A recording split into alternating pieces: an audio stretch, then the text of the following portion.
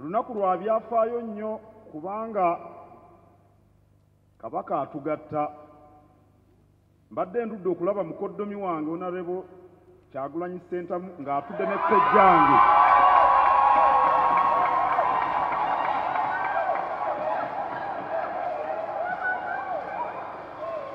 Mukoddomi wange Kyagulanyi Ssentamu mwannyina y'oli gwe yampa, ate Mathias Mpuuga kkojjange batudde wamu bedda banyumya.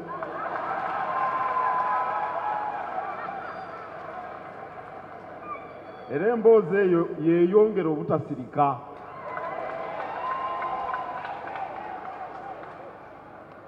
Njagala okusooka okubagamba nti Ssaabasajja Kabaka gy'ali mu Lubiri alamula Obuganda.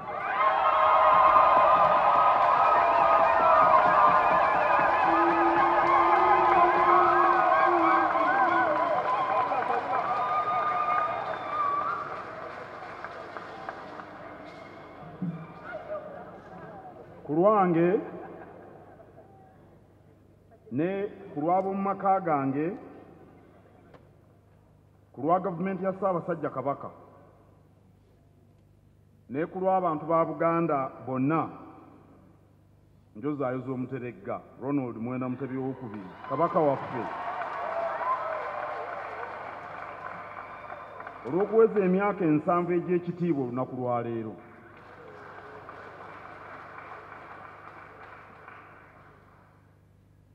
Okuzaalibwa kw'Omulangira Mutebi kwatuukira mu biseera bya kazigizigi nga Ssekabaka Edward Muteesa II ali mu buwaŋŋanguse.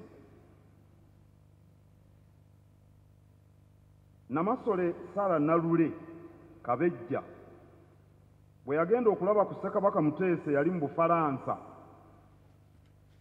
Ssekabaka yali yeetegudde obutiti bw'e Bungereza, n'agendako mu maserengeta ga Bufalansa mu Julayi 1954. Kabejja n'agenda okumulabako. Ekibala ky'obugenyi obwo ekikulu lyali ttu lya Mugema.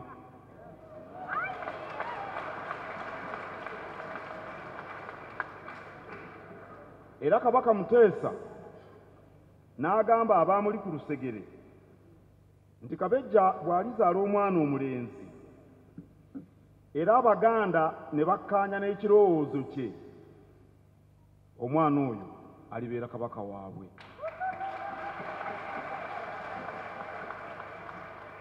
Ebigambo bya Ssekabaka Muteesa byali bya bulanzi, kubanga Omulangira eyazaalibwa nga 13 Apuli 1955 mu ddwaliro e Mulago, emyaka 7 egiweze leero ye Kabaka wa Buganda owa 36, Ronald Mwenda Mutebi II. Obuganda buyise mu bisoomoozo bingi, naye tewali kyenkana eky'okuyiwa omusaayi n'obusambattuko bwa 1966 obwavaako n'okuwera Obwakabaka. Buganda bukyebaawo ng'Obwakabaka yakayita mu biwenda 3 ebyakayuuguumo nga Namulondo teriiko kabaka agituddeko. Akayuuguumo akaasooka kaaliwo nga Chwannabakka abuze,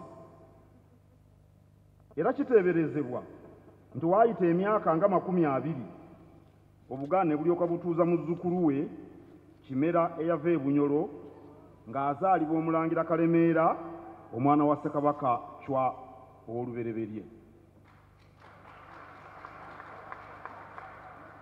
Akayuuguumo akookubiri kaaliwo mu Myanga.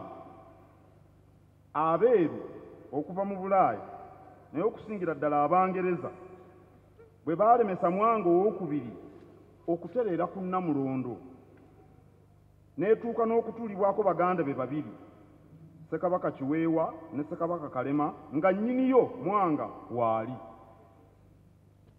Gye byaggweera ng'Abangereza batuuzizza omwana wa Mwanga, Daudi Chwa, ku Namulondo mu 1897 nga kitaawe mulamu. Akayuuguumo akookusatu keeko ke nakoonyeeko edda 1966 akaavaako n'okuwera obwakabaka mu mateeka si mu mitima gyaffe. Obwakabaka butulimu musaayi, bweppo otunyuunyeemu omusaayi, naye amateeka gagamba tebuliiwo. Bakabaka ba Buganda basatu batenderezebwa mu byafaayo byaffe olw'okuzza eŋŋoma n'okutebenkeza Nnamulondo. Asooka ye Kimera.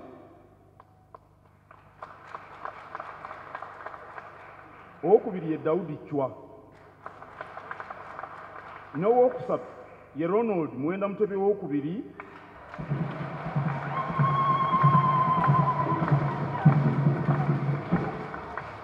Bwe tuzze okwebalizibwa ku Katonda olw'ekirabo ky'obulamu eky'emyaka 7.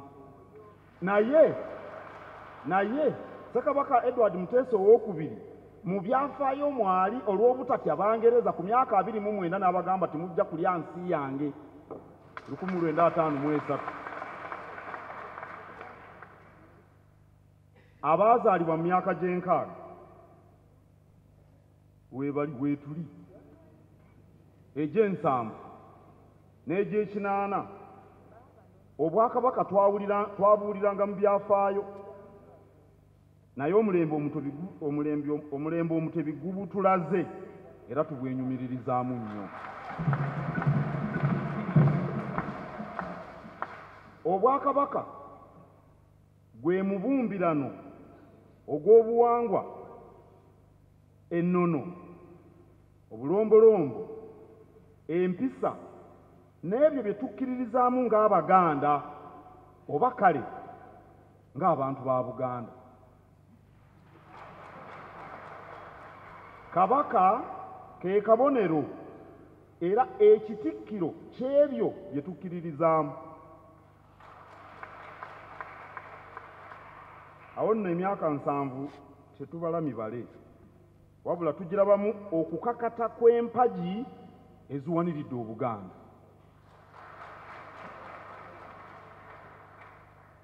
Bwe twali tuteekateeka okujaguza amazaalibwa ga Kalema Kansinjo ag'emyaka 7, twateesa tugatambulize ku miramu emikulu 4.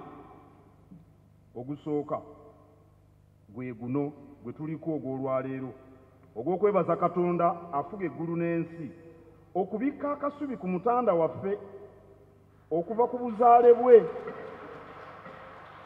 okusoma kwe, okuvubuka kwe, mu buwaŋŋanguse, mu lutabaalo lw'okuzzaawo obwakabaka, mu kuwayira kwe.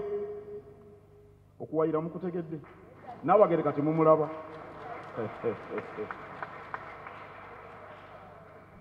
N'okukulaakulanya Obuganda ate n'okutuwa essanyu n'essuubi. Katonda kabaka waffe amukoledde ebinene, tumwebaza nnyo. Omulamu ogwokubiri gubadde ku byabulamu. Okuva mu 2014 tukuza amazaalibwa ga nnyinimu nga galiko ensonga y'ebyobulamu bye tulondoola. Era bwe tudduka mu misinde gy'amazaalibwa ga Kabaka tusoosowaza byabulamu, obulamu obwakabaka naye n'obulamu bwaffe ffenna okuba abantu abalamu. Okwo twagasseeko n'amalwaliro agabbuddwa mu Kabaka Muteesa owookubiri olw'okujjukira okulafuubana kwe ku byobulamu mu Buganda ne mu Uganda yonna. N'alinnya Sarah Kagere tuli naye wano, Kabaka gwe yatuwa okutuusa obubaka bwe mu kutongoza eddwaliro eriri mu Ggombolola mu Myuka Busimbi, Emityana mu Ssingo.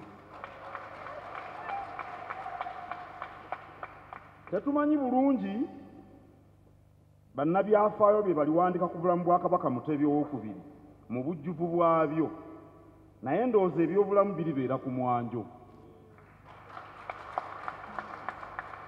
Omulamu ogwokusatu gwabadde ku byanjigiriza. Kabaka yasinziira Buweekula emyaka mingi egiyise, n'ategeeza abantu be nti ekyobugagga ekisinga omuzadde kyayinza okutuusa ku mwana we kwe kumuwa ebyenjigiriza.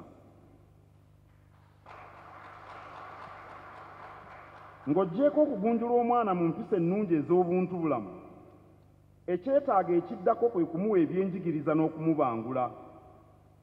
Mu mulembe guno omutebi, ebyenjigiriza bigeraaganyizibwa ku mmere omuzadde gy'awa abaana be. Kabaka aweeredde abaana, atuzimbidde amasomero okuviira ddala ku masomero ag'amabujje, aga primary, aga siniya, ag'ebyemikono, alina ne ssettendekero wa Muteesa olubereberye. Kangaawo ono nga ye mwami wa Kabaka atwala essaza ly'e Bulemeezi, yazimba ekizimbe eggaggadde n'asaba kibbulwemu Kabaka Ronald Mwenda Mutebi II, era nagenda embuga n'entegeeza Sseggwanga nti olw'omulamwa gw'ebyenjigiriza Kabaka gwabaddeko ebbanga lyonna, kisaana ekizimbe ekyo kimubbulwemu amannya ge, era Kabaka naye n'asiima bw'atyo. Ku olwo Kabaka yatuwa Nnaalinnya Victoria Nkinzi okututuusaako obubaka bwe. Omulamu ogwokuna gubadde ku bya bulimi.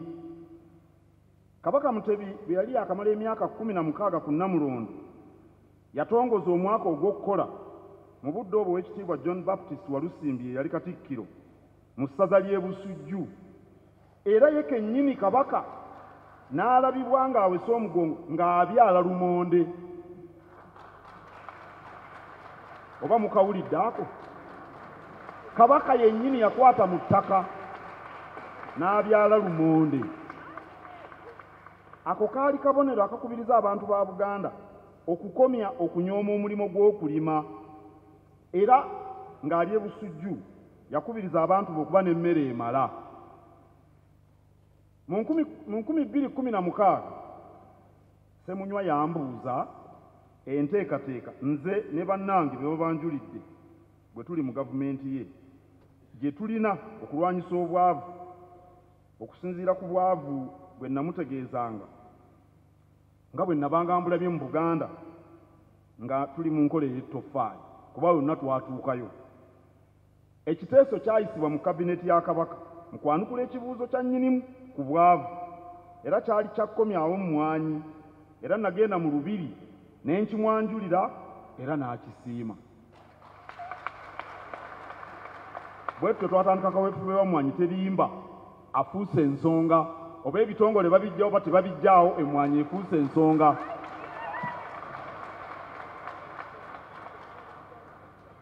Kabaka kye yatugamba mu 29 eky'okukomya okunyooma obulimi tukirabyeko ng'abantu bazzizaawo ensuku, emmwanyi, ebirime ebirala nga n'abalunda beeyongedde.